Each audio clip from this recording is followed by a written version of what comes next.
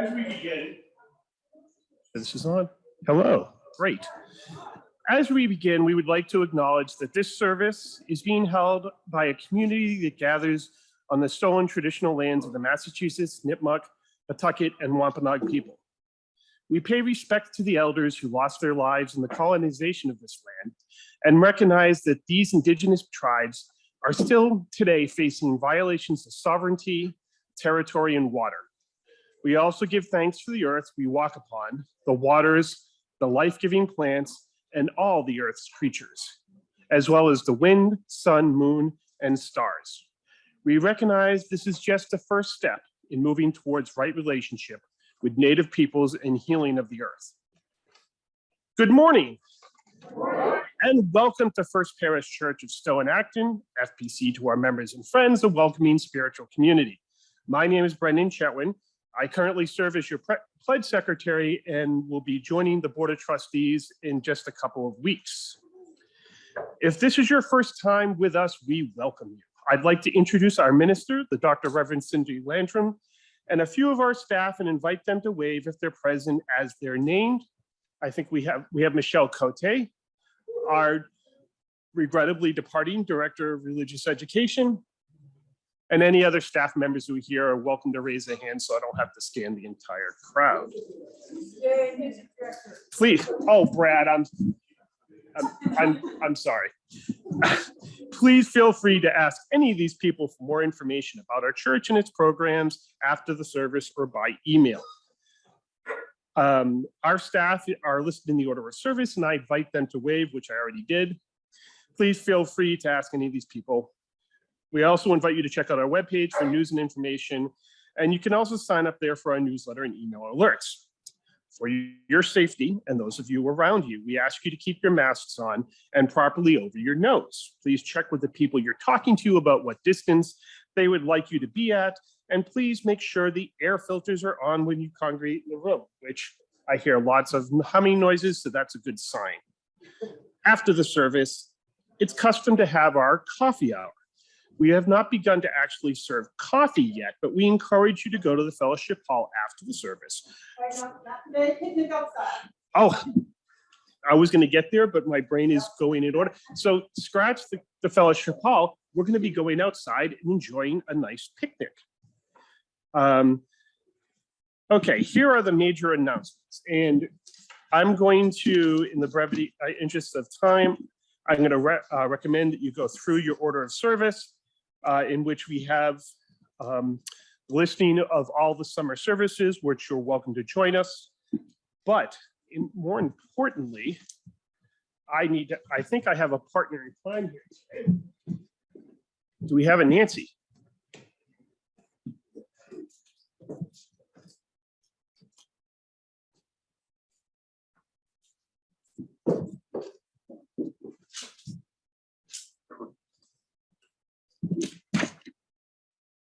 Have you heard? No, what? There is a garden party right here outside at FPC.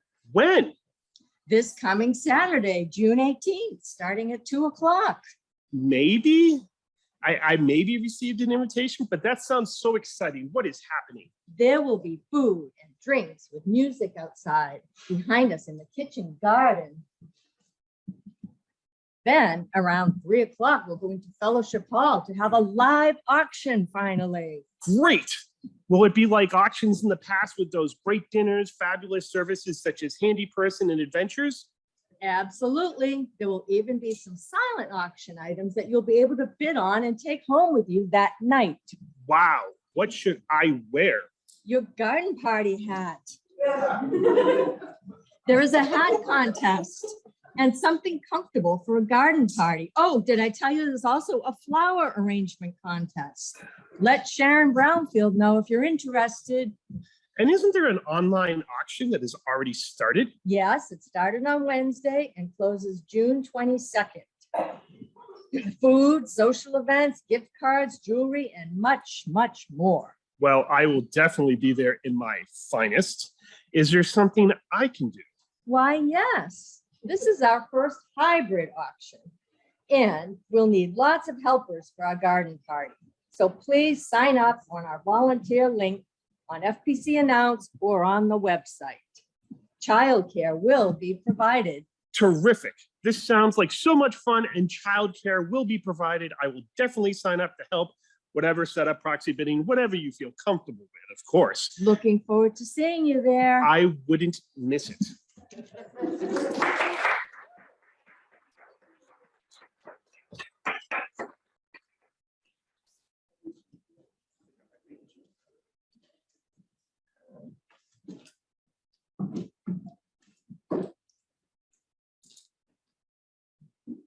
Thank you, Brendon, for those wonderful announcements. And now it's time to greet your neighbor.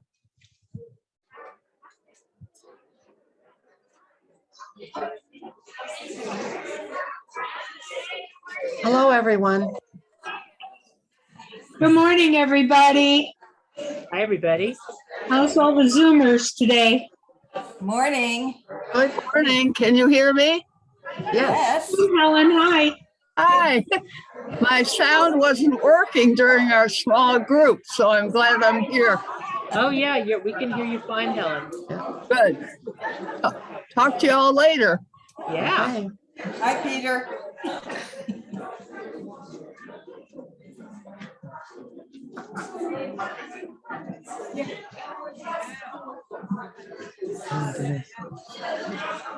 No, let me ask. Hey, Jane, how are you? I'm okay. How you doing, Elizabeth? It's good to see you today. Well, thank you. Good to see you too. Hey, Kirsten, how you doing? I banged my head this morning on a corner, Oh, Howie. Oh, enough to bleed, so well, yeah. Anything on your face bleeds like a son of a gun. yeah. Take care of yourself. I got Elliot, not feeling dizzy or anything, so I got Elliot to church. But without any lunch or flour. Hope your head feels better soon. Thank you. Take care, everybody.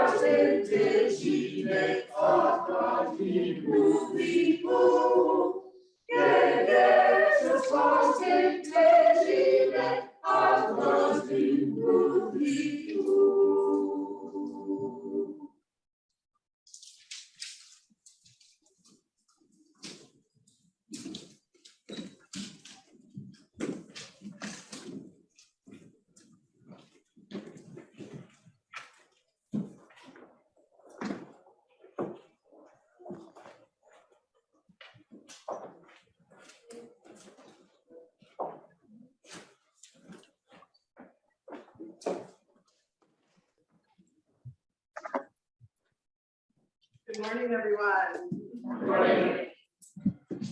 Good morning. There we go.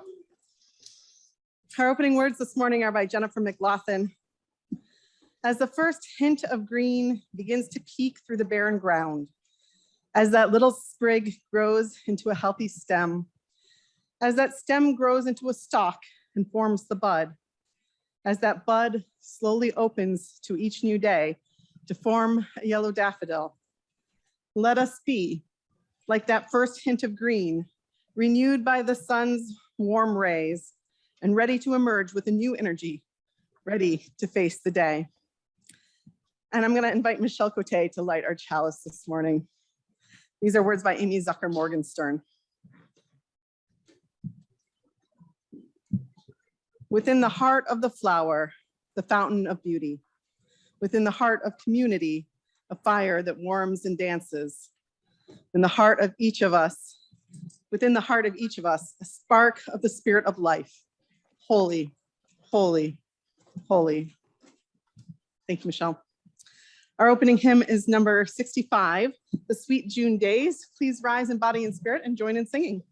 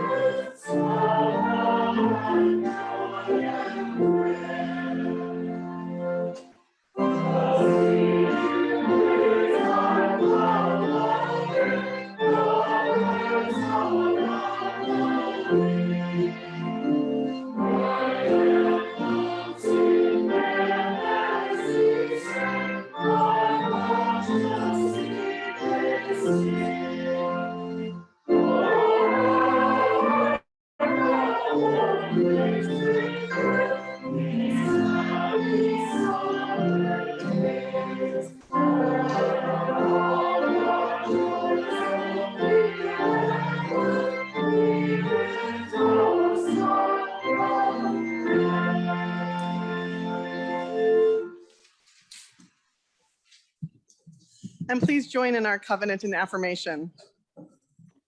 Love is the spirit of this church, and service its law. This is our great covenant, to dwell together in peace, to seek the truth in love, and to help one another.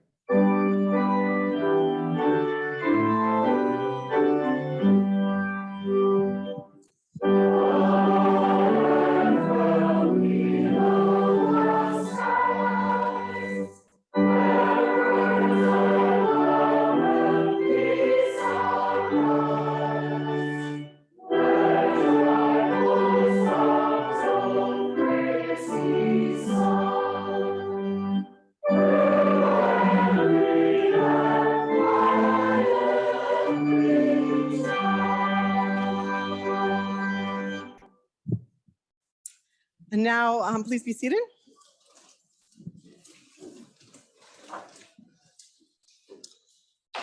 This is a sad and special day as we bid farewell to Michelle Cote in her role as Director of Religious Education, although we hope she'll join us in many ways over the years from time to come.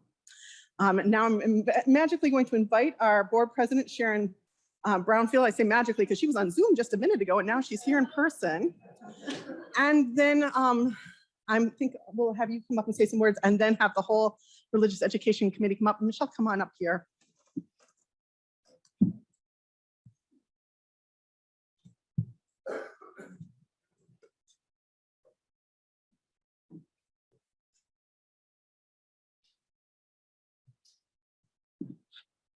Hi. 14 years ago, Michelle Cote joined FPC as our Director of Religious Education and started making an impact immediately. Teachers, Sunday school teachers were amazed how they had material prepared for them already. They could so easily teach the classes. We started having more programs. It was first Chalice got started. Everything else became more enriched. We had a haunted Halloween party. We had UU Club. We started having youth and children, presence in our congregation and in their programs and enjoying it. So it's been a really rich experience. I want to just highlight two things because I know RE committee will have a lot more detail to share. But as a member of the congregation, I appreciated the intergenerational services that brought our children and youth together. I appreciated the stories for all ages because they were for all ages. They touched my heart. The words that came through were not just for children, they are also for adults. And the idea of having the lantern bring the chalice around as we saw the children go to RE had a special meaning because they were part of our congregation. Michelle's passion for both children and growing love for this congregation was demonstrated in so many ways. And I just have to share the parting gift she gave us. She wanted to make sure that everything was in order. So that meant going into the far reaches of our closets and pulling out, you would not believe, organizing. So it's just beautiful. If you have a chance, go down to the vestry and look at the youth room and look at the RE classroom. They're so inviting. They're so well organized. The books actually look like part of a library. And the breaking of boxes, she even found a hideaway place in the very back corner of our sanctuary where the stones are there. And we decided, no, we'll just leave it for another time to take. But Michelle, I want to thank you. I want to thank you for your passion, your caring for us, and really appreciate it. So a gift from the congregation and the board.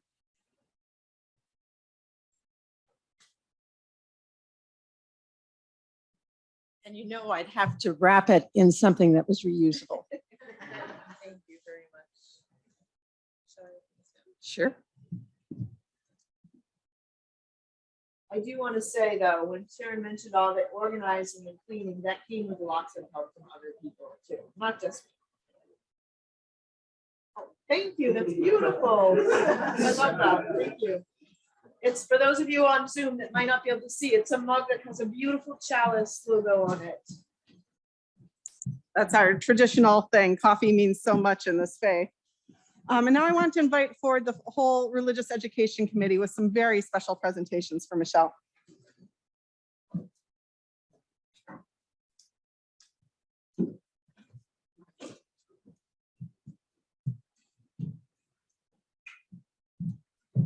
We would also like to invite forward any children, youth, or young adults who have been a part of this RE program who would like to come up and just stand in solidarity with us.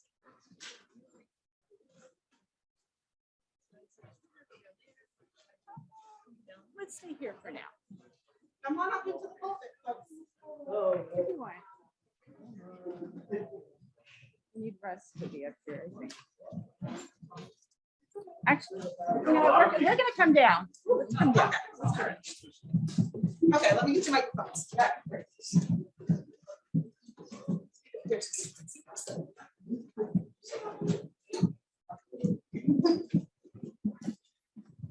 All right, thank you. So I've been chair of the Religious Education Committee twice. I'm finishing out my year this year for my second round. And Russ Hart will be taking over as chair next year. A lot of the people who are up here, you know, I'm seeing a lot of people who have been on the committee in the past in the audience, and you're welcome to come up too. It's very hard to overstate the changes and the improvements that Michelle has made during her time here. And it's going to be really, really, really hard for us to say goodbye to her. So we decided we needed to keep a piece of her here with us.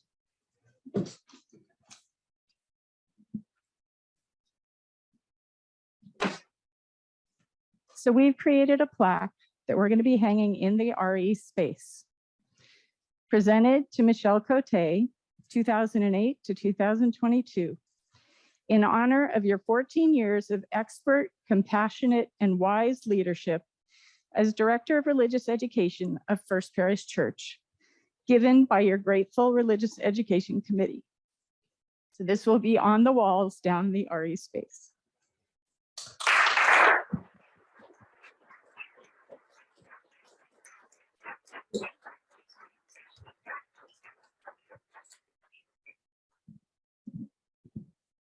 It's on? Okay. Oh, wait, there's more.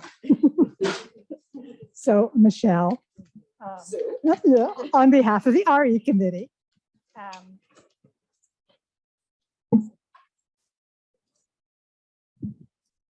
we are presenting a copy of this book, The Dictionary for a Better World.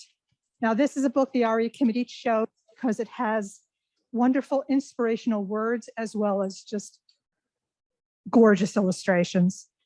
So in this, there are actually two copies. One of these is for Michelle, the one I'm holding.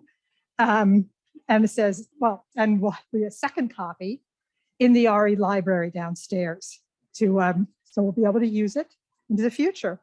And the inscription in the books reads, this book has been donated to the Religious Education Library in honor of Michelle Cote, whose compassionate teaching shaped the youth of FPC for 14 years, 2008 to 2022. Under her leadership and tender care, the RE program blossomed and young minds were inspired to work for a better world. With love and eternal gratitude, the Religious Education Committee. Thank you. You're welcome.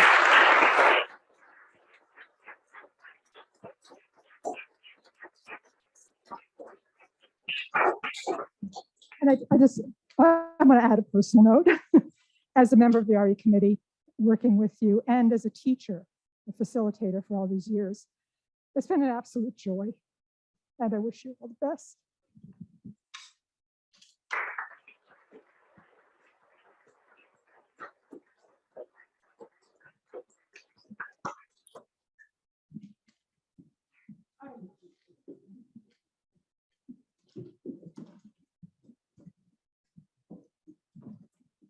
I don't think Rebecca said this, but there's also a copy of the plaque that's going down in the RE space so that Michelle has one to take home with her as well.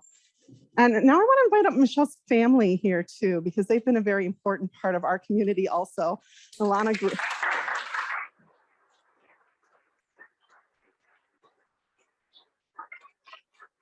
Alana, while you're off in college now, you grew up in this church and were so much a part of the religious education program growing up. And Lynette, you've been on so many helping roles in this community. I know you help Michelle all the time, but also on our auction committee. And your gifts and talents have been so much appreciated as part of this community, as well as Michelle's. And you probably know what this next gift is, Michelle.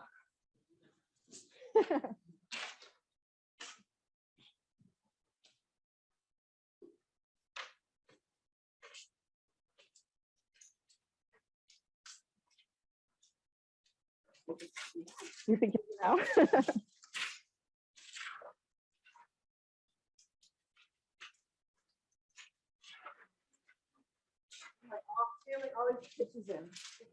This says, a time for singing, a time for wondering, a time for worshiping by Sophia Lyon-Faz with love from FPC. And Sophia Lyon-Faz is like the guru of religious education who really set a standard for our current religious education. And I really admire her. So thank you very much.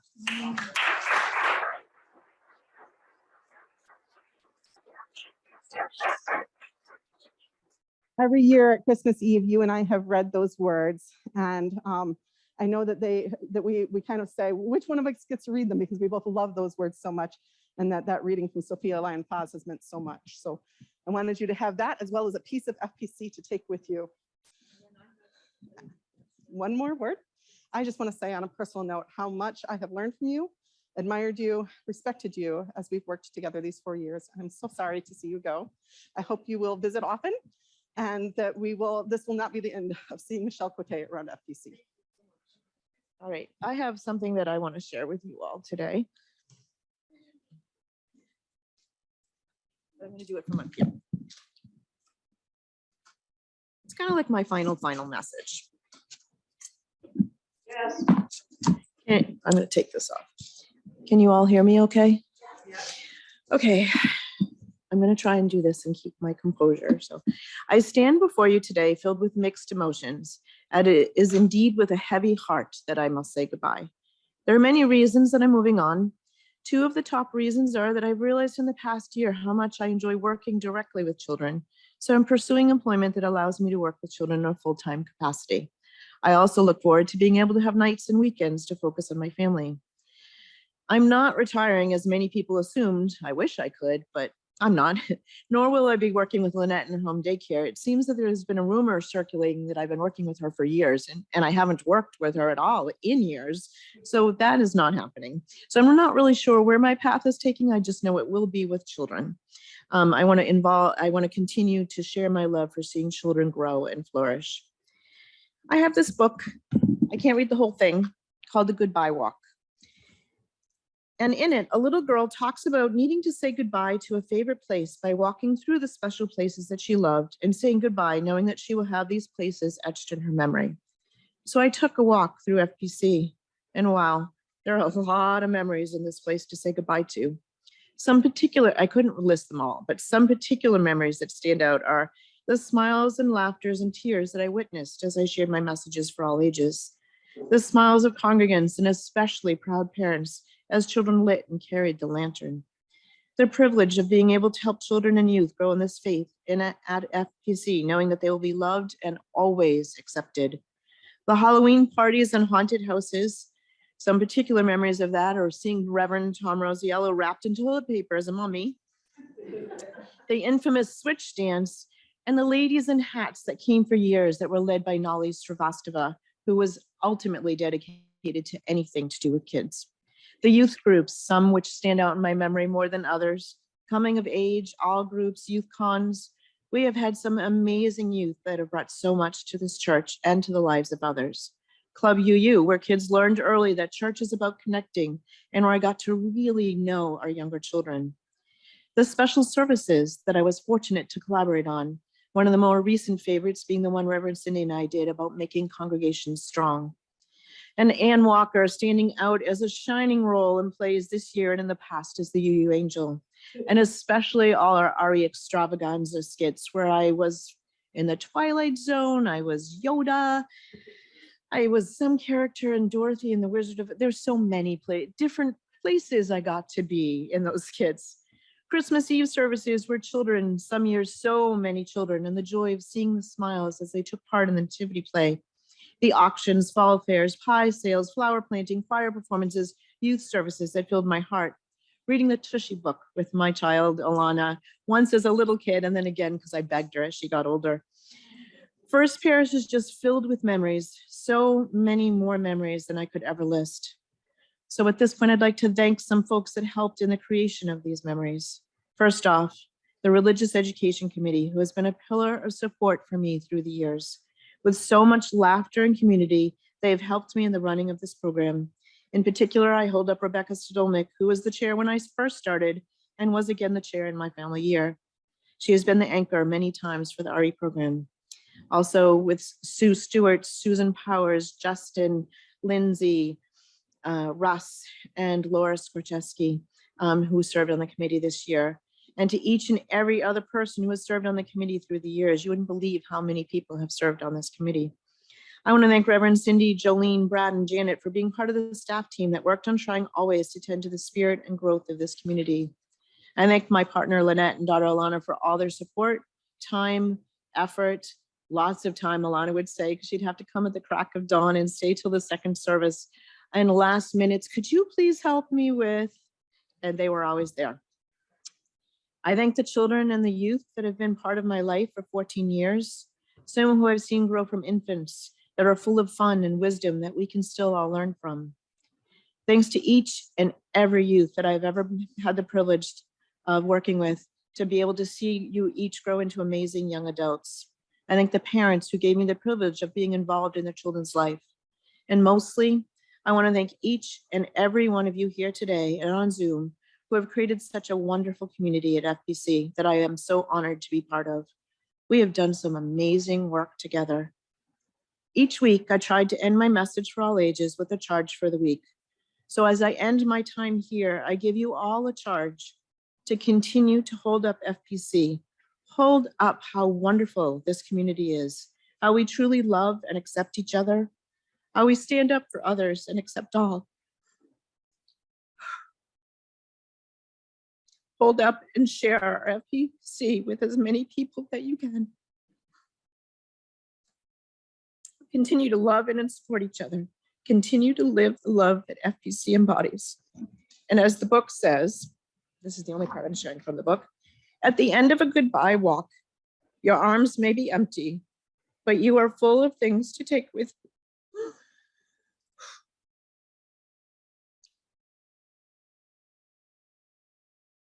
Feelings and sights tucked deep inside you.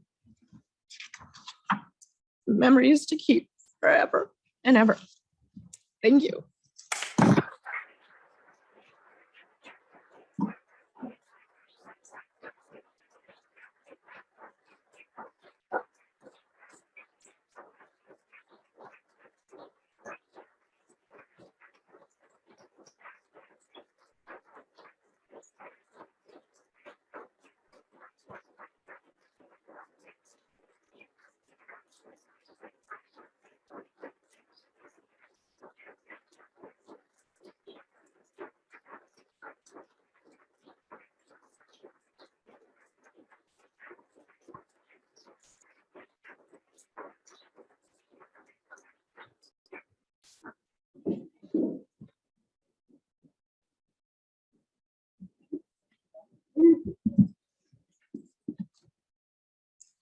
Well, I knew we were going to need a couple minutes after that emotionally, so we're going to sing.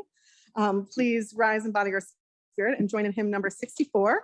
Oh, give us pleasure in the flowers today.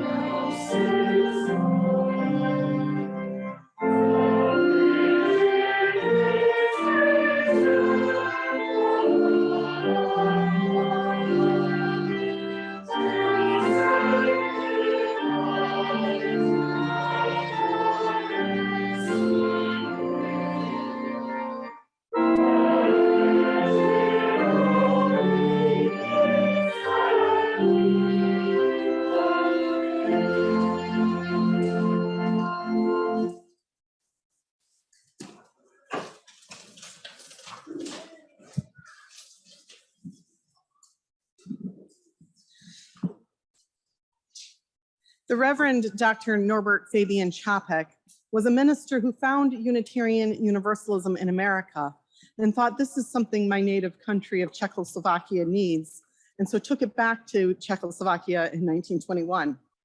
He founded a UU church in Prague the following year, 1922, which continues to this day, and so is in fact celebrating 100 years since its founding this year. And it was in June of 1923, the following year, that he created the Flower Communion. The Flower Communion was a simple ceremony that everyone could participate in and symbolized the uniqueness and specialness of every person, the diversity of humanity, and our care for one another and building the beloved community. Just realize that the flowers are stand-ins for people, and it all becomes clear. When World War II broke out, the Flower Communion became even more important. It was a ritual that could be celebrated even under the suspicious and watching eyes of the Nazis. Čapek was watched by them in particular, as they suspected he was acting against them. And with reason, he was. His wife, Maya, also a minister, fled Czechoslovakia and came here to the US, gathering support and spreading the story of Čapek and the Flower Communion. She served as minister in New Bedford from 1940 to 1943. Čapek, meanwhile, was arrested, sent to Dachau, and eventually killed in 1942. Our church has a special relationship with the Flower Communion because the Reverend Don Kafka, who served this church for many years, was a former member of Norbert Čapek's church. He wrote this play, and that Brendon and John are going to perform for you. And I'll note that in his play, Reverend Kafka does get the date wrong, which may be because accurate records were hard to come by for a while, and also he didn't have the advantage of Wikipedia at the time of writing it. So this play begins with this preamble.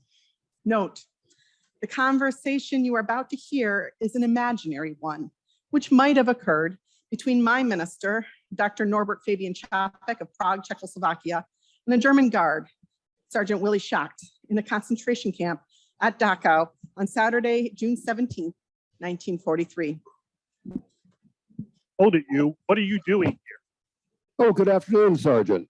As you can see, I'm only gathering flowers. Flowers? Why, they look like weeds to me. Sergeant, don't you know that weeds are only flowers growing where you don't expect them? Besides, in this camp, we prisoners are grateful for any sign of life we can find.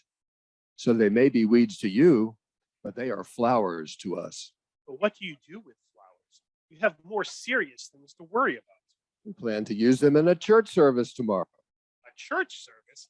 How can you have a church service? You don't even have a tent to hold services in. Well, we believe that going to church is most of all a frame of mind, Sergeant.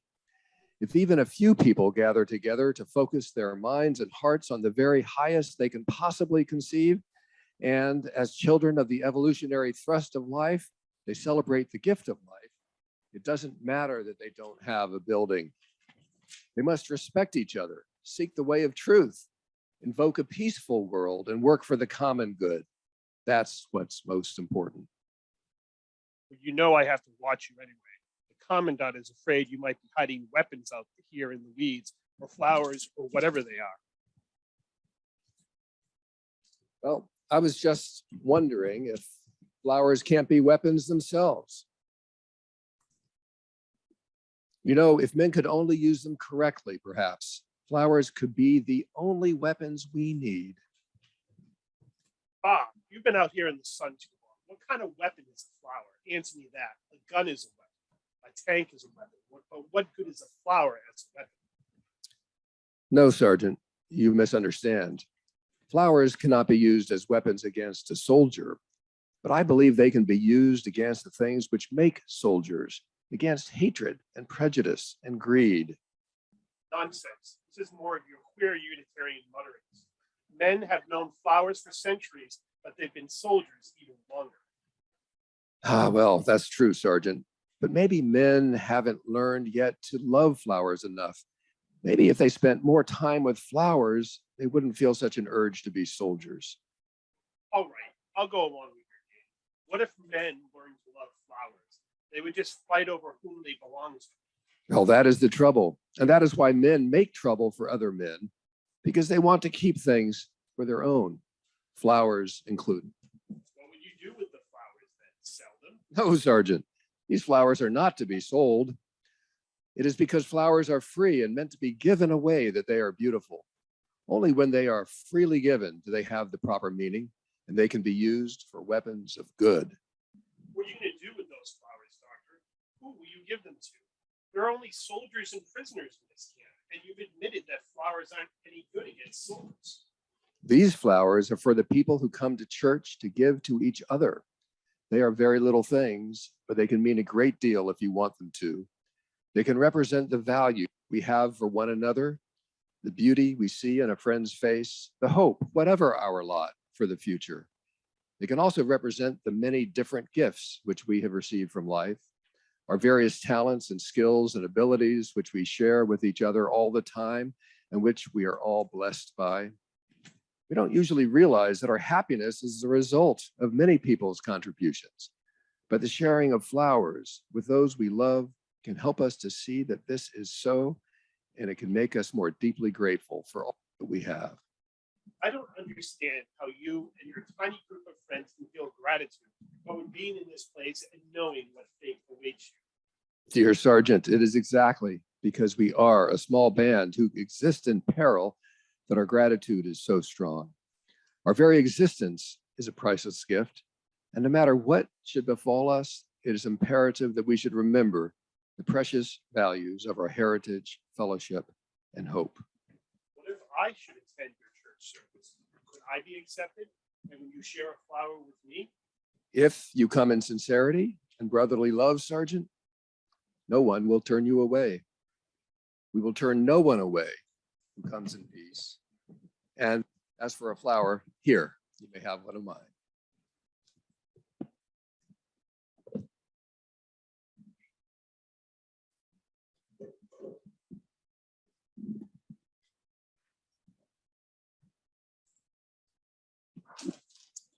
Thus ends the imaginary conversation between Dr. Čapek and Sergeant Schacht in the concentration camp at Dachau, Germany in June 1943, 5 months before he was finally executed.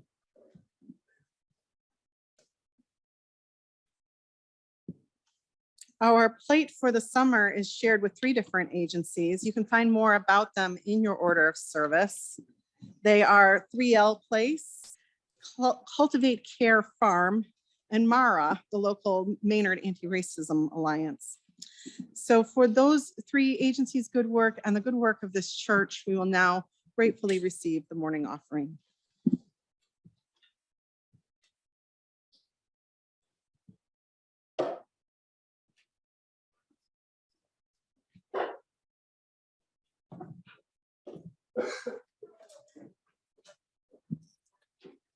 While the choir is coming up, I just wanted to note one change in the order of service this morning. If you know Elena Spencer, you also know this is not Elena Spencer over here with the violin. Elena unfortunately had to go to another event this morning last minute, and so luckily a good friend of mine, Vicky Cherchian, lives down the street, was able to come and play violin for us today. And I'm going to hand this off to Spencer, who is going to read the poetry of this piece before we sing. Thank you. A note waterfalls through us just below hearing, or this early light streaming through dusty glass. What enters like that? Unstoppable gift. And yet there is also the other, the breath space held between any call and its answer. In the querying first scuff footstep, the wood owls repeating, the 2 counting heart, a little Sabbath, minnow whose brightness silvers past time. The rest note, the unwritten hinge between worlds that precedes change and allows it.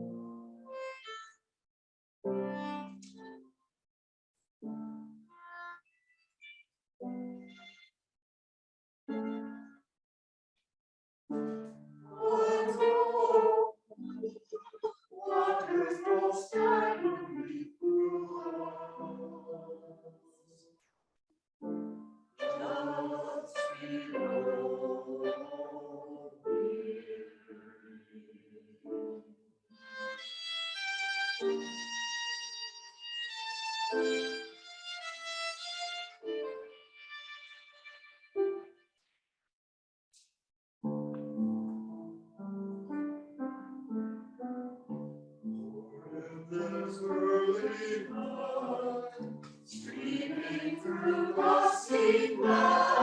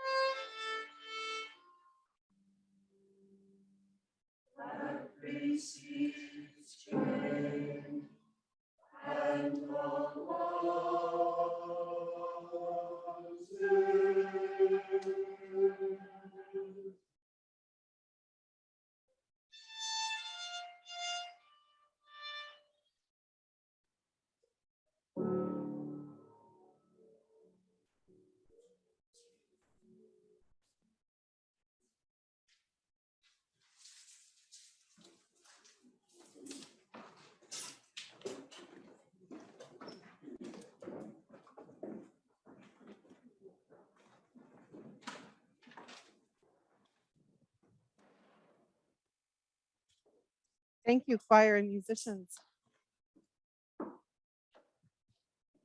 That poem by Jane Hirschfield, The Door, spoke to me about change and transition.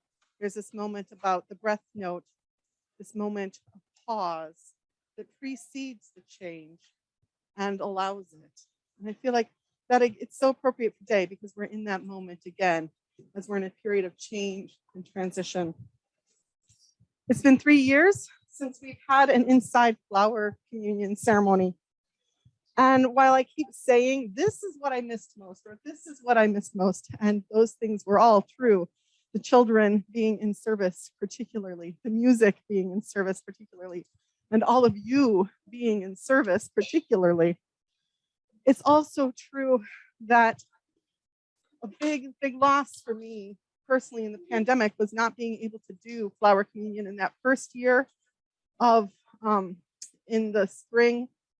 I just said, we can't do it. And we thought that, you know, my daughter's high school graduation class's motto was, they said it would be 2 years. And so we said in that first spring, like, well, we'll just not do flower communion now. We'll do it when we get back together in person. It'll only be a couple weeks or a couple months. And of course it was a couple of years. So it's so wonderful to see the flowers in person in our sanctuary today, and to see all of your faces, the flowers of community. So since it's been a while and we are hybrid now, which is a new and different thing, I'm going to give you some instructions about how we're going to do flower communion today. First of all, if you are with us virtually, there is a link in your order of service to a virtual flower delivery system. I can invite you to share that link with yourself now, and Ben's going to put it on the screen in a few minutes while some of us are getting flowers in here.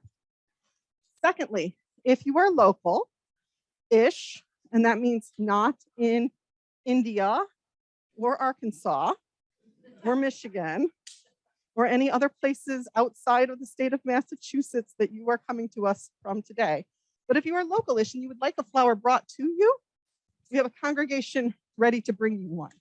So I invite you to put your name in the chat to Sharon Brownfield, and she's going to copy them all into an email that I'm going to then open here in the sanctuary after the service and assign names to anyone who is willing to take a flower out into our community today.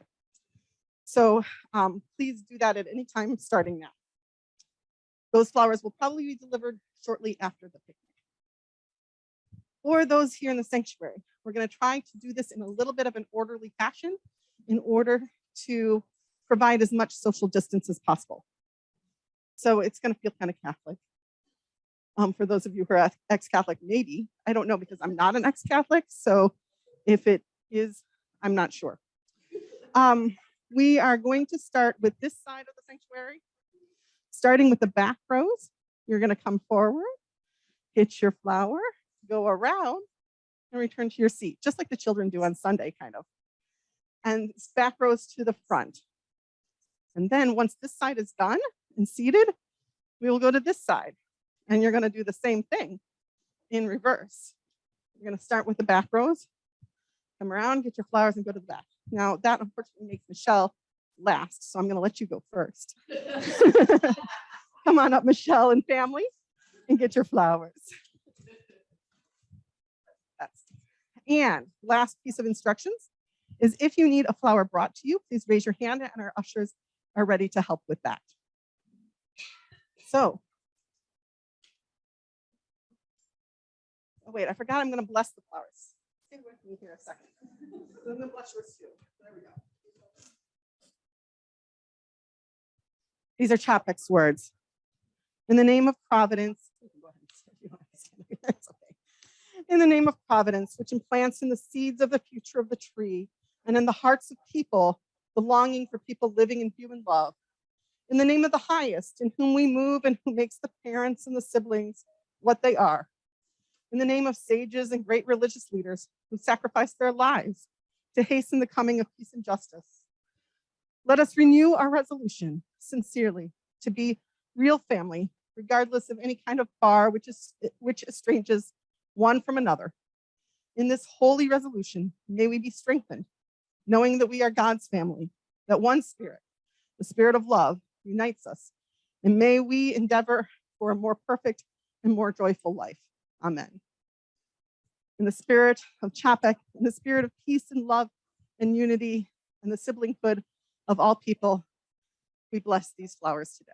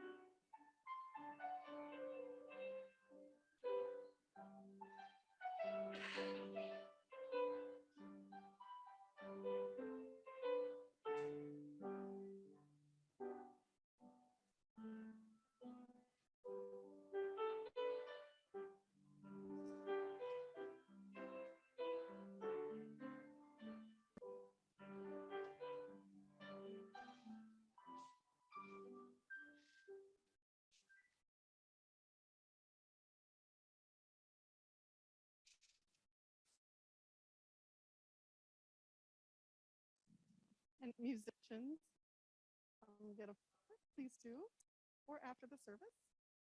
No, come on out, come on, come on. Brad just gave me the nod like, no, I'm good, but come on. Again, the words of Norbert Čapek. Infinite Spirit of life, we ask thy blessings on these, thy messengers of fellowship and love. May they remind us, amid diversities of knowledge and of gifts, to be one in desire and affection and devotion to thy holy will. May they also remind us of the value of comradeship, of doing and sharing alike. May we cherish friendships as one of thy most precious gifts. May we not let awareness of another's talents discourage us or sully our relationships, but may we realize that whatever we can do, great or small, the efforts of all of us are needed to do thy work in this world. Amen.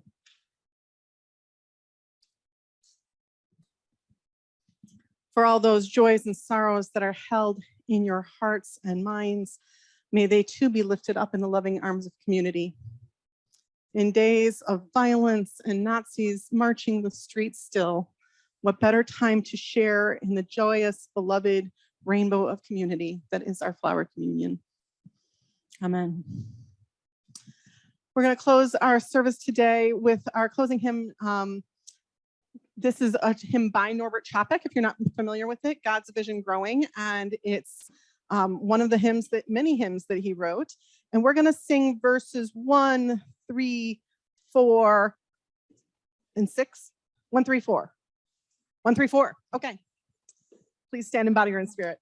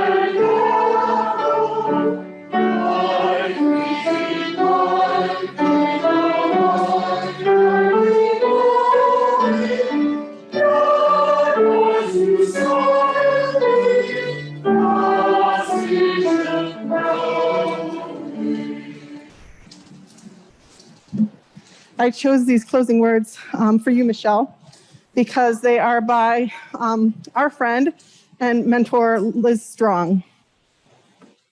Enter into the communion of flowers with joyful hearts. Enter with reverent thoughts. It has taken long months beneath cold ground for these flowers to prepare their blooming. It has taken each of us long times of growth through sorrow and joy to prepare for our living now. The blooming season is short. The flowers stay only a brief time. We are travelers upon the earth, travelers through all too brief lifetimes. Therefore, let our moments be bountiful. Let us rejoice in our unique colors, aromas, and sounds. Let us celebrate together in love, that as we travel away, we take with us the memory of golden hours together among the flowers.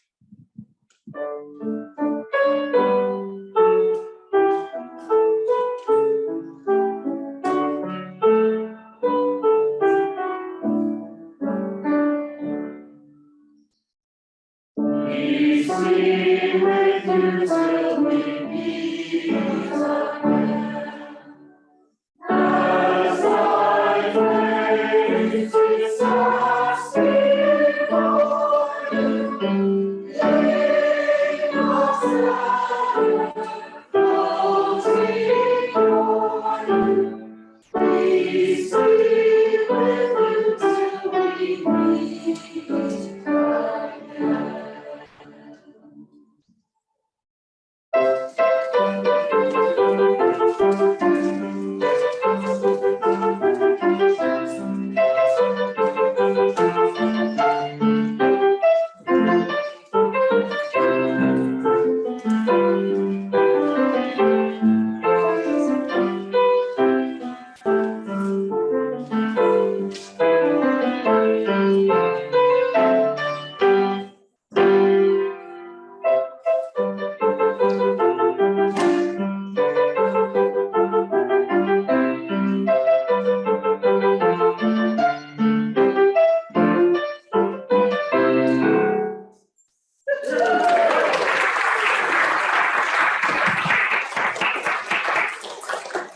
Some quick post-service instructions.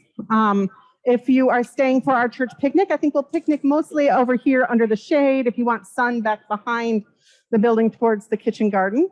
If you are willing to deliver a flower, come see me over here after the service and I will write down an address for you. And if you would like to sign a card for Michelle, I believe they're going to be down in the foyer along with the cupcakes made by our own Kirsten Chetwynd. So they're sure to be beautiful. So check out those. I believe they're chocolate and full of gluten.